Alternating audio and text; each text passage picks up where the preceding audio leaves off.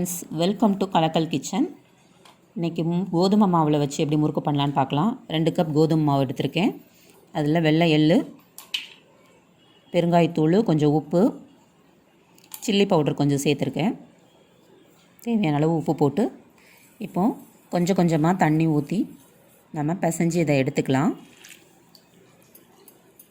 தண்ணி அதிகமாக விட்டுறாதீங்க, கொஞ்சம் கொஞ்சமாக விட்டு நம்ம பிசைஞ்சு எடுத்துக்கலாம்.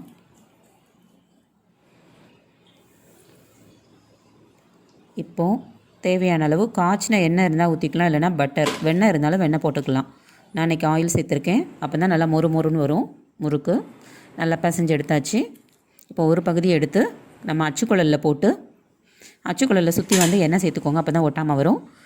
இப்போ குழலில் போட்டு உங்களுக்கு என்ன ஹோல் ஷேப் வேணுமோ அதுக்கேற்ற மாதிரி போட்டு பிழிஞ்சு எடுத்துக்கலாம். இப்போ பாருங்கள், முறுக்கு சூப்பராக ரெடி ஆகிடுச்சு. பிழிஞ்சு எடுத்துட்டோம்.